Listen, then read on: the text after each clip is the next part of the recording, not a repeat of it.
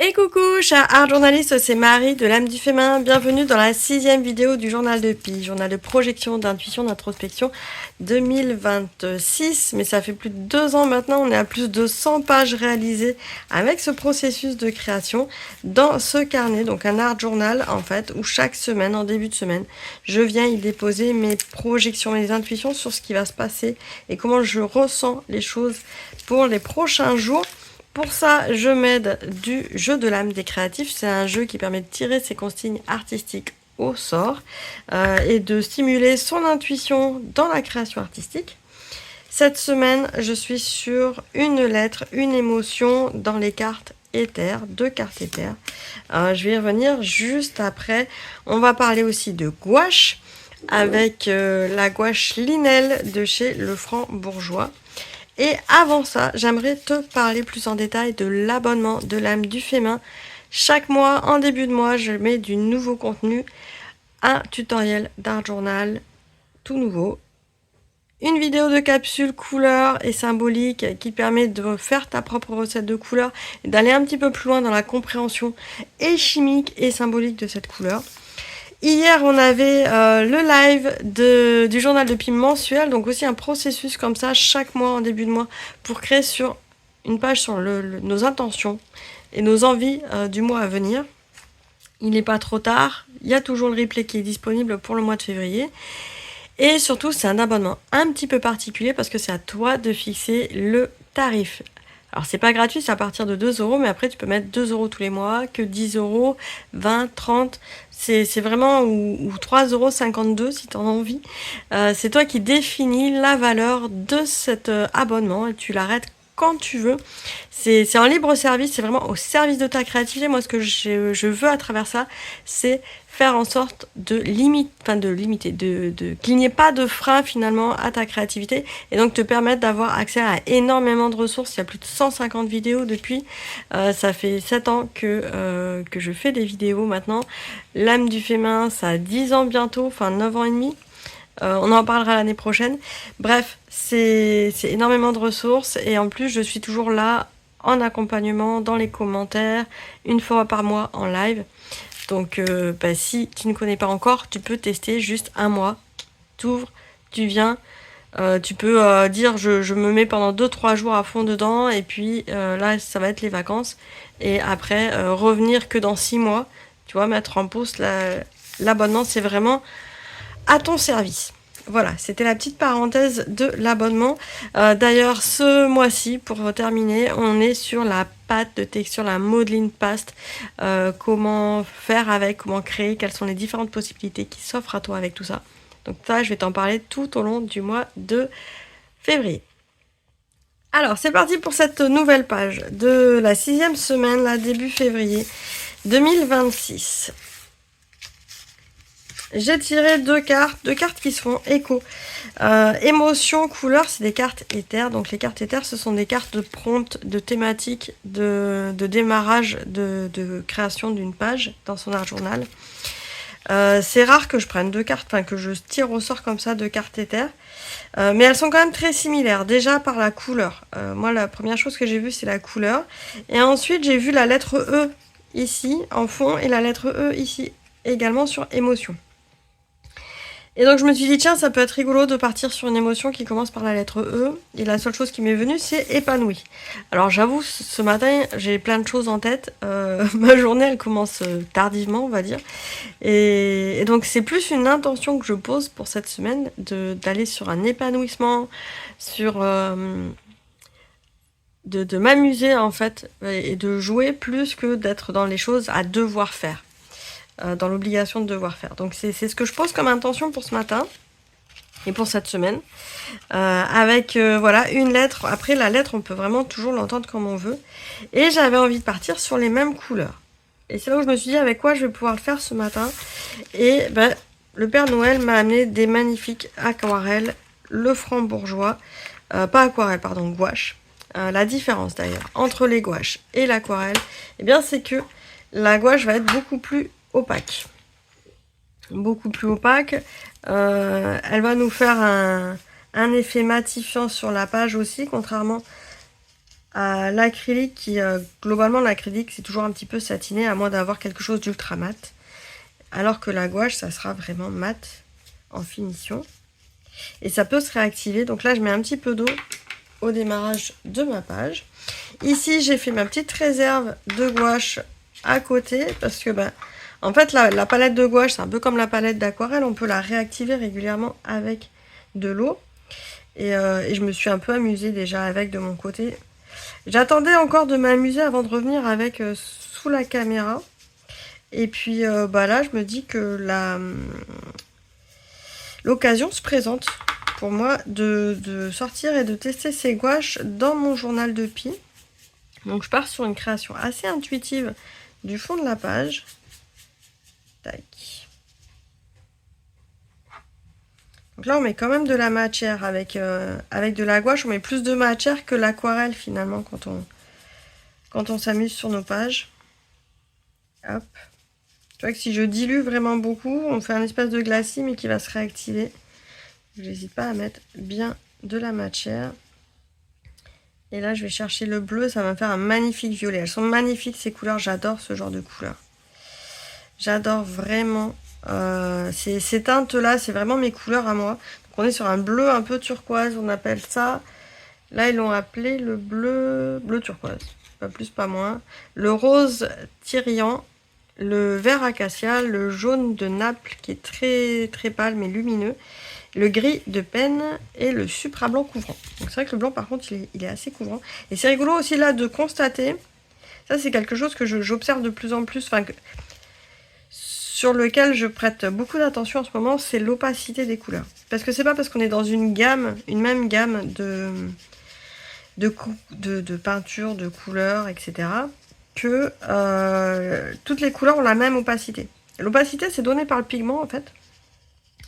Et donc, par exemple là, le rouge, enfin le rose, il est beaucoup plus transparent que le bleu. Et là, on le voit aussi sur l'étiquette, mais on le voit aussi là. Je vois les lignes de mon carnet à travers le rose que je ne vois pas à travers le bleu. Et pour autant, voilà, c'est la même gamme de la même marque, etc. Donc, c'est quelque chose voilà, qui peut être un peu perturbant au départ quand on n'est pas au courant.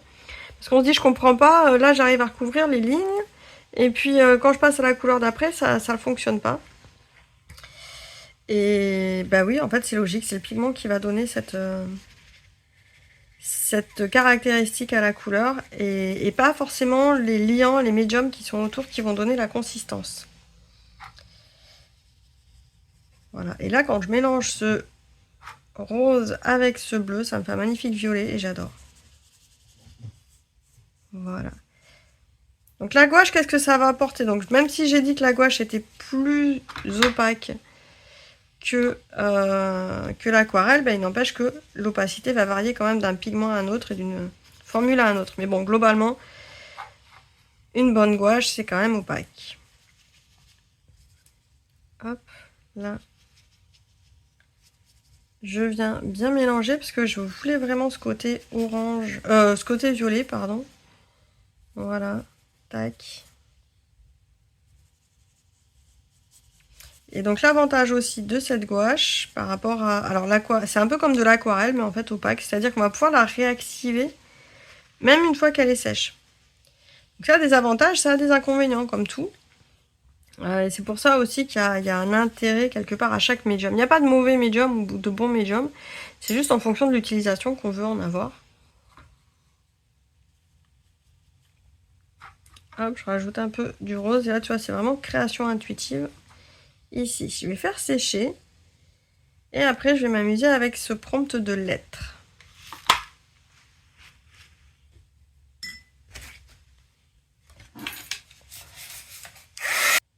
Avant de passer à l'étape suivante, je voulais revenir sur une question que j'ai eue d'une art journaliste qui commençait son journal de Pi cette année et qui me demandait comment faire quand on a des lignes comme ça sur son carnet pour pas être gêné, parce qu'effectivement là sur cette pratique là j'encourage les personnes à utiliser un carnet qui existe déjà, un vieil agenda, des choses comme ça. Et donc elle me disait j'ai à peu près le même carnet que toi et j'ai des lignes et comment faire pour pas être gêné par les lignes. Alors moi j'ai l'avantage ici, les lignes se voient pas énormément. Ensuite, quand je crée, je prends rarement les lignes comme un repère. Moi, je fais comme si elles n'existaient pas. Donc déjà, c'est déjà un positionnement quelque part par rapport à la feuille. Pour moi, les lignes n'existent pas, donc quelque part, j'en fais pas cas. Donc elles me gênent pas. Mais si vraiment visuellement, on n'a pas envie de les voir, et bien là, justement, la gouache, ça amène suffisamment d'opacité pour qu'on ne les voit pas. Là, je montre un peu plus proche. Alors, si on les cherche, on va les voir, hein. Je suis d'accord. Mais il faut les chercher. Et donc, quand on feuillette au premier coup d'œil, on les voit pas. Là, par exemple, la semaine dernière, quand je fais du collage, pareil. On recouvre, on voit pas. Alors, je cherche, là, par exemple, ici, j'avais fait aussi ces gouaches pour la nouvelle année. Et donc, là, on les voit pas. Ici, par contre, on va voir les lignes. Clairement, il y a des endroits qui sont pas recouverts, on voit les lignes. Et franchement, moi, elles me choquent pas. Enfin, elles vont faire partie du décor. Quelque part, j'ai presque considéré que ces lignes-là vont faire partie de la composition. Je cherche un endroit où j'ai pas fait de collage, ce qui est assez rare en fin de compte. Je vois cette dernière année. Là, par exemple, je suis partie sur de l'aquarelle. J'ai fait quand même un fond de gesso, donc c'est aussi un de mes conseils. On fait un fond gesso, mais on voit un petit peu les lignes ici. Donc, un fond gesso, ça va les atténuer, les lignes. Ici, clairement, je suis partie sur du feutre, on voit les lignes. Là, j'ai vraiment utilisé les lignes en support de création. Voilà. Après, à vous de voir si voilà, là, j'ai fait que de l'aquarelle dessus, on voit les lignes. Mais c'est bizarre parce qu'on les voit vraiment à l'extérieur, mais en fait, à l'intérieur du dessin, notre cerveau va les oublier. À moins de se dire, on refait focus sur le fait de voir les lignes, mais sinon, notre cerveau, il va oublier qu'il y a des lignes parce qu'il y a une autre structure sur la page. Donc j'invite tout le monde à faire ce test sur des feuilles lignées, sur des feuilles à carreaux, sur des choses comme ça. Moi je trouve qu'en fait, selon ce qu'on veut exprimer, les lignes vont disparaître assez naturellement. On va les recouvrir. Enfin, moi j'en fais rarement cas en fait des lignes lorsque je crée. Et si vraiment ça gêne, dans ce cas-là, prendre directement un cahier blanc. Moi sur certains autres processus de création, j'aime bien aussi partir d'une feuille complètement blanche. Après, c'est vrai que j'ai l'habitude de m'amuser sur les carnets, les livres altérés. Donc là, pareil, le livre altéré, on est sur des lettres. Je cherche pas forcément à recouvrir toutes les lettres, toutes les écritures qu'il y a dans le livre altéré. D'ailleurs, j'ai une très bonne nouvelle. Je vais faire prochainement une vidéo pour toutes les personnes qui ont participé ou qui souhaitaient participer au fameux livre Voyageur, qui est parti il y a maintenant un peu plus de 2 ans. Il est revenu. Alors, j'ai interrompu un peu son voyage. On va en reparler dans une prochaine vidéo. J'espère... alors, soit je fais la vidéo cette semaine, soit en tout cas là, début février. Donc, je reste sur le E. Et donc ce petit carnet est revenu.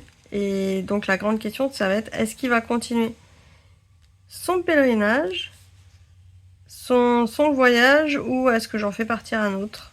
Ça sera à toi de décider. Je vais demander à la communauté. En tout cas, je vais faire un petit peu différemment, quoi qu'il se passe. Si ce livre-là ou un autre repart, je ferai un petit peu différemment.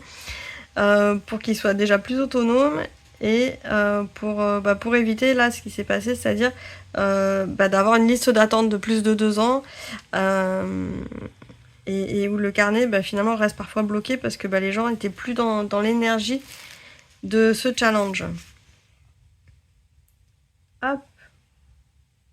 Mais en tout cas, merci à toutes les personnes qui ont participé parce que c'est juste énorme quoi. Là, je crois qu'il y avait plus d'une vingtaine de personnes qui ont créé dedans. Alors, épanoui. Voilà, j'essaie de me concentrer parce que sinon je fais toujours des fautes d'orthographe.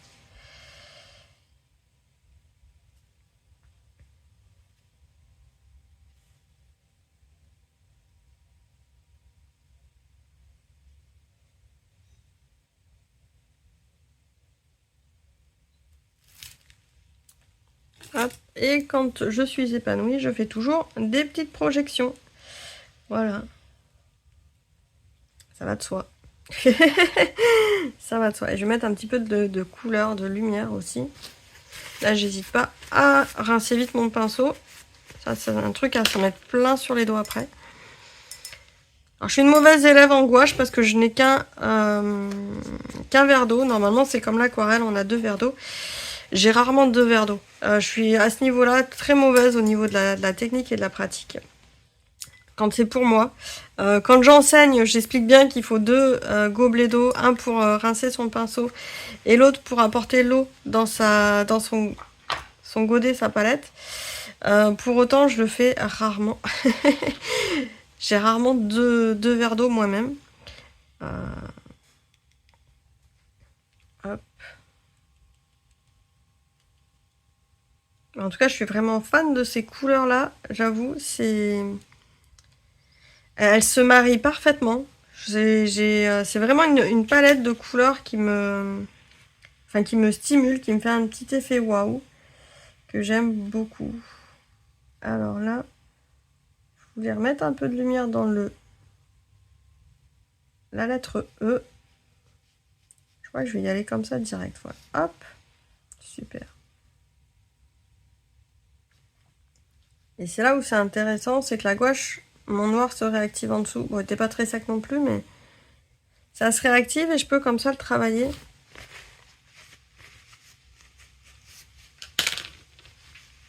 Là, je vais rechercher. Alors, je dis du noir, mais c'est du gris de peine. Donc, c'est un gris bleu très foncé.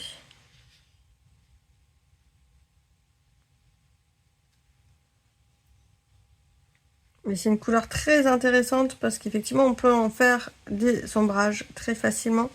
Pareil, c'est une couleur que j'ai abordée dans l'abonnement de l'âme du fait main. C'était à l'automne dernier. C'est toujours disponible. Et c'est une couleur que j'ai découverte, voilà, il n'y a pas très très longtemps. Hein, je l'ai découverte l'année dernière. Et franchement, j'aime beaucoup. J'aime beaucoup. Je crois que je vais m'arrêter là. C'est épanoui, c'est assez léger. Je veux quelque chose d'assez léger, mais en même temps, c'est très intense. Au niveau de l'intensité des couleurs et de la saturation des couleurs. Très bien. On s'arrête là pour aujourd'hui et pour cette semaine créative. Il y a encore ma page de journal de Pi mensuel que j'ai faite hier à finir aussi. Donc c'est pareil, ça va se peaufiner. Puis peut-être que ça va se faire écho. Je sais que mes pages se font écho les unes les autres. En tout cas, moi, je te remercie d'avoir suivi cette vidéo. Je t'invite à suivre ce processus et à t'amuser toi aussi à faire un journal de Pi, quelle que soit en fait la durée, que ce soit mensuel, hebdomadaire, trimestriel. Mais c'est un très beau processus. N'hésite pas à te faire aider avec le jeu des créatifs disponible dans la boutique de l'âme du fait main. Il y a l'abonnement et il y a plein de vidéos aussi sur la chaîne YouTube. Tu peux aller voir toutes les archives, c'est juste énorme. Excellente semaine à toi et à très bientôt dans une prochaine vidéo. Ciao, ciao. Et si une simple étincelle suffisait? Une étincelle pour rallumer la flamme créative qui sommeille dans ton âme.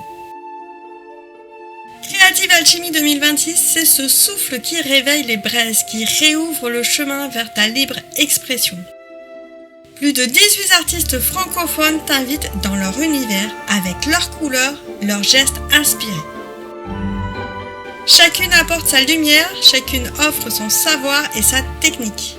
Autant d'expériences pour sentir ton feu intérieur reprendre vie. Laisse ta créativité artistique s'embraser à nouveau, découvre l'événement et commence ton voyage avec l'expérience zéro offerte dès maintenant. Creative Alchimie 2026, le pèlerinage annuel des créatifs.